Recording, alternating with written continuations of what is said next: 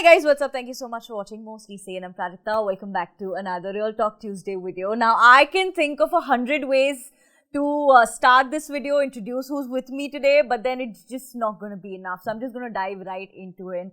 Hello, Guneet and Kartiki. Hello, we're so happy to be here. Are you crazy? Are you crazy? I almost didn't recognize you without the Oscar trophies in your hand, the way they should be. How's it? What the hell, guys? Yeah, it's explain yourself. It's definitely surreal. It's magical, surreal. What an honor! So grateful. Yeah, it's been beautiful. I think from when we first began this journey in 2017. 17. Yes, it's going to be a 6-year journey now. That has ended, and now we're just living in the afterglow, I think. And we gotta go back out and tell more stories now. I think this is the beginning of a pathway ahead. That's mad. But how does this journey start? What happened in 2017? I actually grew up in the Nilgiris. I live in Ooty, and I was driving on my way back to Bangalore, and I saw Raghu when he was 3 months old, waddling down the road holding on to Bowman's arm. This trunk all wrap around, and you had Bowman who beckoned to me. So I pulled my car over to the left, jumped out, joined them. We went running to the river. And you were a photographer? I'm a photographer. But at that point, it was just pure love for this young elephant calf. And that's the fastest I've ever seen an elephant calf run into a river. He ran in full speed and started throwing himself around in the water. And his trunk at that point was honestly like a helicopter. It just kept on going round and round. He just loves water. And that's when I really started to look at this beautiful bond that they shared. You saw Bowman, and you had this vulnerable little elephant calf with a human being, which is two species together and sharing something that's very unique. That really made me go back and think about why you had a wild animal with a human being. And that's when I realized that the Asian elephants were endangered and that there were only 35 to 40,000 left. And that's what made me question. Here you had baby Raghu, who was an example of... How old was he then? He was 3 months old. He was tiny, yes. He was only about that big. And I didn't even know elephants could be that big. When they're born in sacks, and they're just really tiny. The sack breaks soon after, but they're very tiny and adorable. Yes, so, we saw that in the film. They look so cute, and the hair and the ponytails is so cute. Yeah. So then, I think after that, it was just something that I wanted to help protect, because Raghu's mother got electrocuted, and because a herd had wandered into a nearby village. And this is what's happening when you have encroachment of land, and that's what's happening with climate change. So I just wanted to get people to understand elephants on a deeper level, which I think would help all of us to basically understand them deeper, which would in turn help protect the landscape that they live in, but not just them, which would help the species in the long run.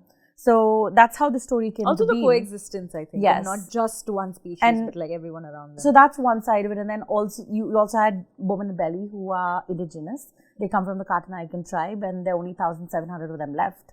And what's special about the Elephant Whisperers is that parts of the movie are in Kartiki. When Bowman and Belly speak to each other and they speak to the elephants, it's in a dialect that only 1,700 people understand. Oh. Like even I can't understand. We had translators doing it. Okay. And the rest of the movie is in Tamil. What is that language called? It's called the Kartiki. Oh, that's what it's called. It's called the Kartiki language. So, and that's what's really special is we have this dialect. And I think India is just home to so many indigenous communities that I think more than just the win, I think it's also that the first win is an indigenous film. I think that's what's special about this. That's beautiful. And how did the journey start for you, Guneet? It's actually incredible, and more power to Kartiki, because here is this debut filmmaker who found a story and went on to shoot with her camera. And she made a pitch reel of sorts and some gorgeous photography, and pitched that to us at Sikya, to me as a producer, and to studio, Netflix, and we all came on board. I mean, it was amazing to meet her and to hear her purest, vision towards the film. So for me, it was almost like, yes, go girl, go make this happen. And you always see men in wildlife. There's this image of long lenses, macho, open jeeps. And Shikari Shambhu hats. Yeah, and here is this woman out there, and she's had a career in natural history photography, and has discovered the story. And not just, pitching a story. She was pitching a full film put together. She'd already shot and researched for a year and a half. And the film was shot? No, a pitch trailer. Oh, the pitch trailer. A pitch trailer. So she had shot with them on her own, with her own equipment, with her own means, and didn't wait for somebody for approval, for a green light, for something. So here is this first-time filmmaker who's gone and made a pitch reel and like a trailer, which was so stunning, such a beautiful story. I was like, hell yeah, I want to be a part of this. And I was actually honored that she, chose me as a producer. So for me, it was like my life coming a full circle to be able to support a female filmmaker, to be able to be a part of another first-time filmmaker journey, So I was overjoyed. So that's how it came to me, and I was like, everything that I have learned in 15 years, I would be happy to, support and put that out there and nurture this and help you do this, hold the light for her. So it's amazing. Let's address the baby elephants in the room. Yeah. How does one win an Oscar? I'm asking for a friend. How does one have an Oscar? How does one just I'll answer get that up, one. go, win an Oscar, come back and then just have a chat about it? I'll answer that one. Don't think about it. I think when we first That can't began be the this end goal. journey, it can never be the goal. I think when we first started this, that was the first thing was like, is someone gonna even buy my film? Is someone gonna buy it? Buy it, got it. Yes, because you need the funding to pursue it and to take it forward. So I think it was baby steps and it's very organic. I think in the beginning, I was just getting to know Belly and Bowman. I think coming from the natural history space, it was more about getting them to trust me understanding their backgrounds, their indigenous ways of life, and just spending time in the wilderness. I think it all began right there. And it's only then that I saw this unique story in front of me. But before that, it was just experiencing the whole thing in real time without any agenda. At the whole, I think you just go out and you have to be passionate about what you're doing. When I first began this, I didn't realize it was going to be a 6-year journey. And that's what gets you through at the end of the day, because it could have been a couple of months, it could have been 1 year, and now it's been 6 years of my life. As a producer, there are steps to be taken. In the short category, you apply to film festivals that are Oscar qualifying. And once you win there and you apply to many and there's a conversation happening, then you get into the shortlist. You get into the, there's definitely practical steps. But from my time of Lunchbox, I have been saying very widely that for an Indian film to go up and win an Oscar, you need American distribution. And you need wide distribution so that the whole of US is able to watch it and celebrate it and experience the film. With Netflix, that is possible. We have a global platform. We have them supporting us so much in India, and then there is, they're spread out in 190 countries, 231 million viewers, but they have a lot of experience and an exposure in doing Oscar campaigns, and we were so valued, and their experience came handy as we were on this journey of the Oscars, of running a campaign, of setting up a campaign. Definitely making the film is one thing, running the campaign and making so much that comes around it. It's so much, but it comes with experience and exposure that your distributor brings to the table, and that distributor for us is our studio, Netflix. That's mad. So I watched it, loved it. My favorite parts have to be, and it's funny that you mentioned it, but my favorite parts have to be when they talk to the elephant. I love listening to that. I have gone and I've played those bits over it. Also when they're getting scolded, or when they're getting all the love also when they're getting. I think it's beautiful seeing those parts. Also seeing the two, like Ammu and Raghu, stand when they got married. Yeah. Right in the center of the frame was beautiful. Now the reason why I mentioned this is because other than the time when you saw Raghu and Baman on the streets when you were driving by, have you ever in your life experienced this kind of a relationship with an animal? And I ask this because when you watch the film, it doesn't come off as a narration. It comes off as a telling. It's not facts, or it doesn't come off as, so there is this tribe in Tamil Nadu. It really comes off as, so I met this tribe in Tamil Nadu. And I feel like that makes a huge difference, especially when it comes to documentary filmmaking, because we are so used to watching it as a matter of factly telling of something. But it's so much more than a narration. It's so much more than putting the facts out. Where does that come from? Where does that storytelling come from? I think right from the very beginning, the one thing that I wanted to do is give Indigenous people a voice. And that really goes back to my natural history background and the stories that I choose and how I wanted to do that, because so I think that this was just a natural way forward. We had Bowman and Belly and they had a great voice, and there's so many documentaries I've seen where we have an external person come in and give other people a voice. And there are a lot of things that change. But sometimes that looks like, oh, let me tell you what these guys do. You know what I mean? Like it comes from a place of authority. The telling sometimes comes from there, which is a little bit of a disconnect, because I'm from an indigenous community and I appreciate that. When I look at it, I'm like, hey, I know people who look like that. So, No, I think it was the best way to do it is have them tell their own story, to give them a voice, because nobody can tell it better than they do. Imagine somebody coming in and saying, oh, Belly's husband got killed by a tiger, ex-husband got killed by a tiger, rather than saying my husband got killed by a tiger. There's a big difference there. There's a big wall that's built if there's an external person coming in. But without that, I feel like it's direct communication from Bowman and Belly to the world. I mean, this documentary specifically was so emotional in so many ways. And I think that's why people were able to laugh, cry, and feel the entire range of the human emotions in the spectrum that we had. Because when I actually finally watched the entire documentary at its very end, there were moments that I felt sadness, pain, hope, joy, just happiness. And I think that was something I was trying to do throughout this whole thing. Like I loved the, like I mentioned, I love the conversations that they're having with the elephants. But if there is one scene that really stayed back with me was when Belly was narrating a nighttime story to Sanjana, and there are those shots of, was it Raghu or was it Amo?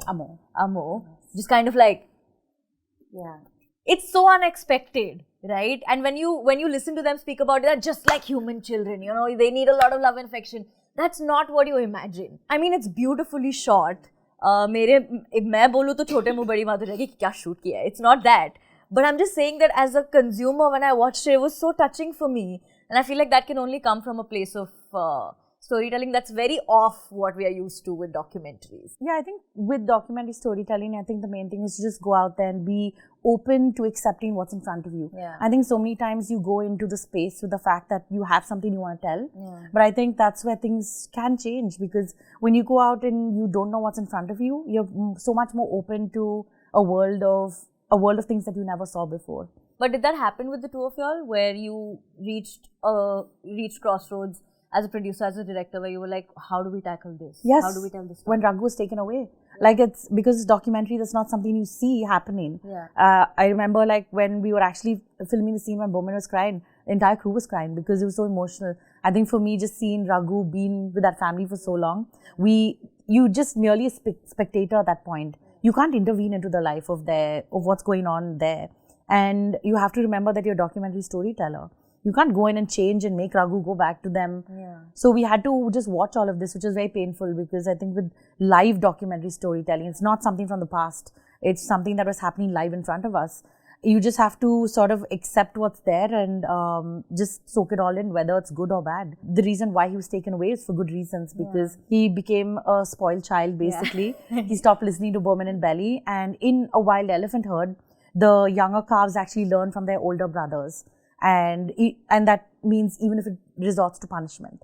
So him being moved over to a different caregiver was basically to help him to learn to be more obedient and grow up. And it's also kind of like a child going off to college. Exactly. Going off to boarding school. So it's like, you've been naughty, go. Yeah. Exactly. So, and now he's beautifully behaved. 3-7 now? He's 6.5. 6.5, yes. So it's been quite a journey, and you just follow that life with them. And they'll outlive me for sure. Yeah. Because elephants live pretty much the same as humans. Okay. So in fact, one of the elephants I met when I was 3 years old is still alive. Oh. So, yes. Wow. So they live a very long time. Good, they should. They're so cute. But Guneet, as a producer, was there ever a point where you felt like, how am I going to tell the story? How am I going to give Kartiki all the ammunition that she needs as my place as a producer to tell a story which is beautiful, but also at this scale? It can get very overwhelming. Yeah, I think we were also very lucky to have Netflix very early on in our stage. We had a lot of support system.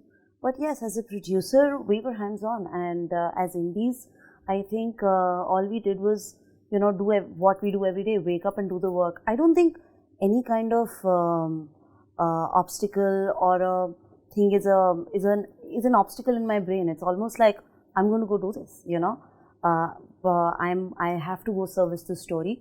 I have to go service the journey of the filmmaker. And it's part of me as a producer. I've done this all my life. Sit there and write emails. In fact, there were a lot of times during the campaign, Kartiki would be like, don't stress. It's fine, we are doing our best. And I'd be like, we have to do more. So, I think, it's during the filmmaking, during the whole campaign, which is a lot of work, I think we just show up with all our integrity and push and try and do what we can and spread the word, and the universe comes together. There is no way that nobody can take away the work that you've done, but the universe does come together.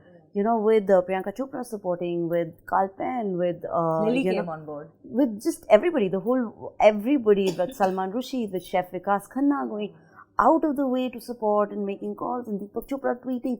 The Indian, we got love from India and we got love from the Indians in US. The Oscar luncheon was like this, so beautiful. People were coming up to us and saying, we love your movie, So things like that add up. They give you courage to show up another morning and continue the hustle. But I do take pride in the hustle, and I don't think anything is anything is unattainable.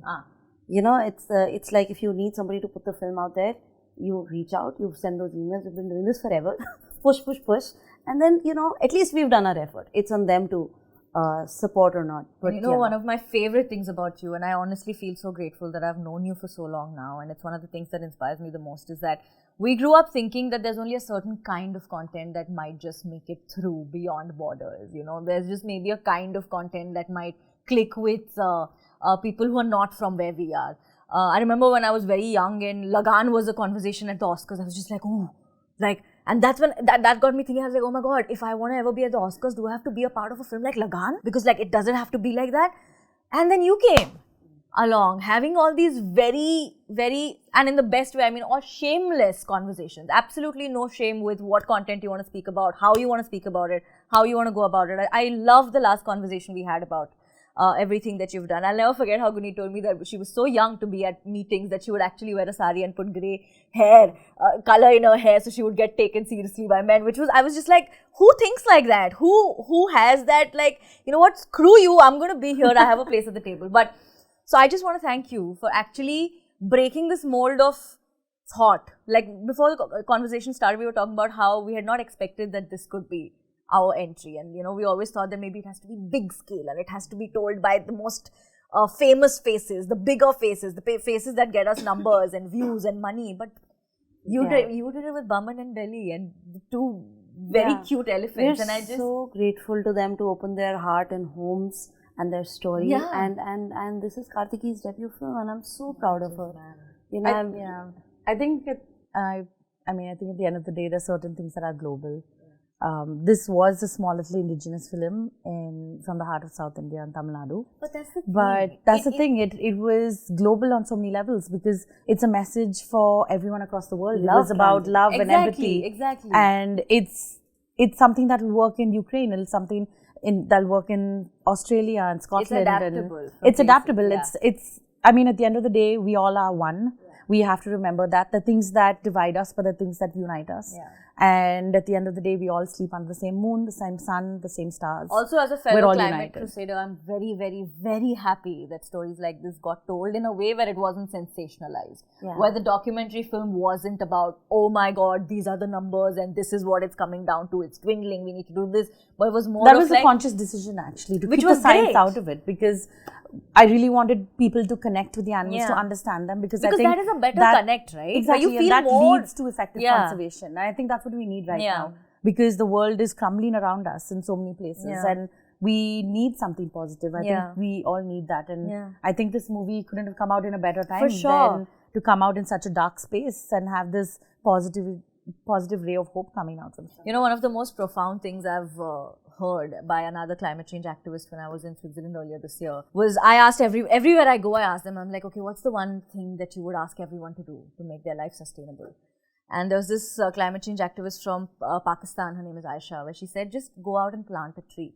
Unless you plant that connection to earth, you're not going to feel anything when it dies or when it doesn't grow the way you want it to grow. And I feel like films like The Elephant Whisperers work so beautifully in that concept, where you literally planted a tree. You went out there and you planted it for everyone to see and feel and know. So when Raghu leaves, like you said, everybody on set cried. Although that might be the first time they saw Raghu or met Baman. I was just like, I love the expression he gave when he said, "Cheh," at the end. And I was just like, he's consoling himself to not be in that position. No. Exactly. But I feel like it's such a human connect that you'll have, even if I don't understand the language, even if there weren't subtitles.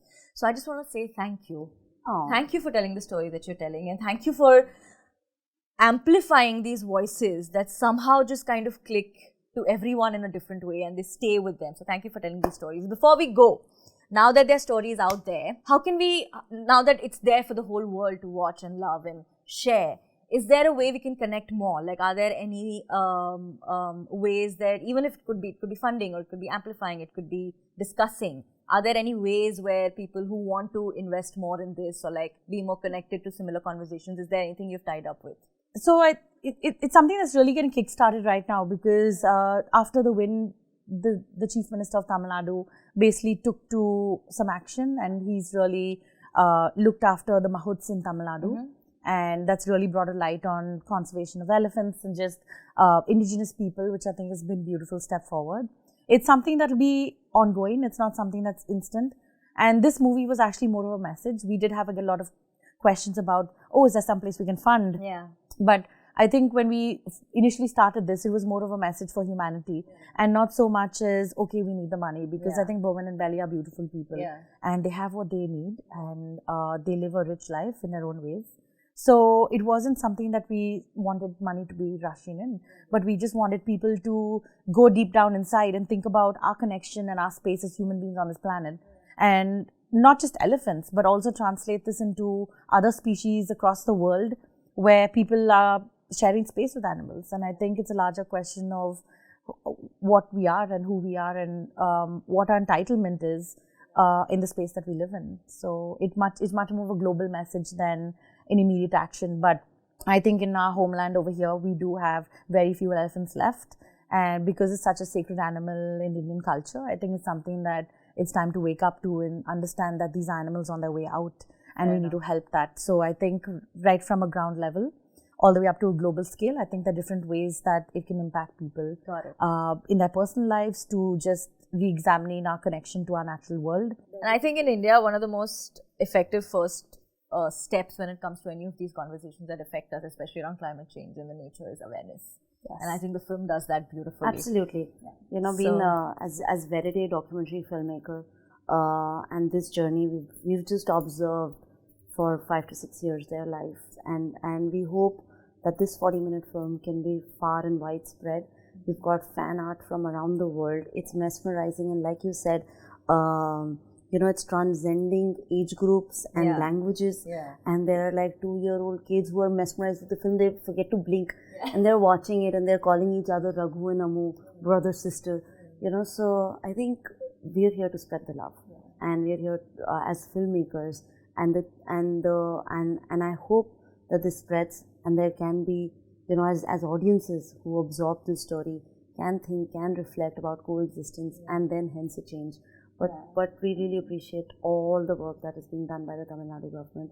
They're very prompt, and they're supporting the reserve, and they're already doing such good work. Yes, and I think through understanding is when you get to love, and that's when you protect. So I think this is just the beginning of an era where we need to start learning and respecting other beings that we share space with. Perfect. Thank you, ladies. This has been such an honor. Thank you for having us. No, are you crazy? I love it. I love this. I live for these conversations. I'm very happy that I actually got to sit down and have a conversation with you about this. But yeah, that's that.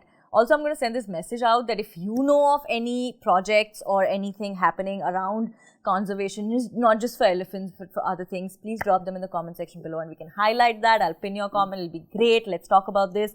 Thank you. Congratulations Thank you so much. again. Thank you. And if you like this video, you should give it a big fat thumbs up. Don't forget, I come up with new videos every Tuesday and Saturday. Until we subscribe to my channel, please. It's free. Until we meet. Love. That's it. Got it.